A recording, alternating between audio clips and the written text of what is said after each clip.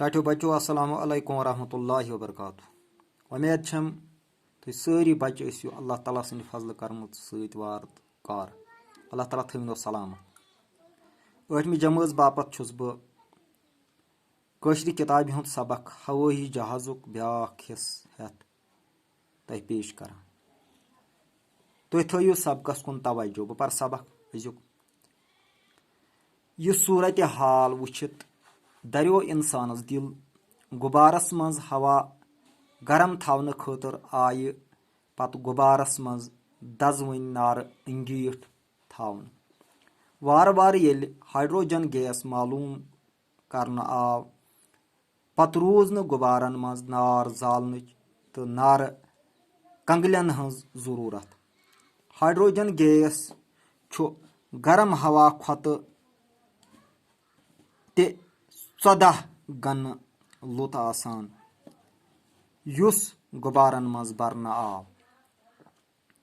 टाठो बच्चो यानी ये गुबार गोडनथी अत मज गोड कपुर अत अंदर लागन निबर कागज पत तील छकन कपरस तो अत मज गरम हवा बरन तो सह गरम रोजान पत यह हूर खसान।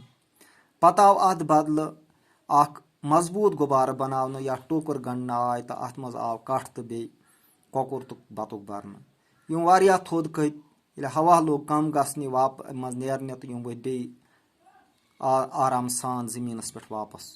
इंसानस बढ़ाई हिम्मत जे ये मकसद खतर बह काम करान ओसुस बह गस तथ मकसदस मज कामयाब।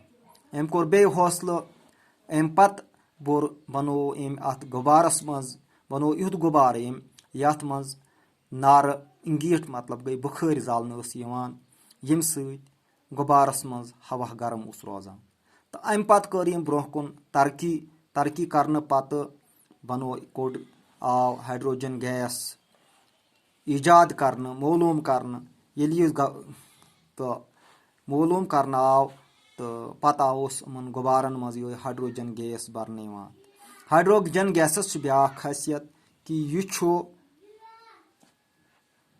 युस गरम हवा तम खत वारियाह यानी 14 गन लुत आसान यम सब गुबार ज्यादा आराम सान वुडित हेकान तो पत यह हवा अत हाइड्रोजन गैस गुबारस मज बरन यम सत गुबार पत हूर खसान।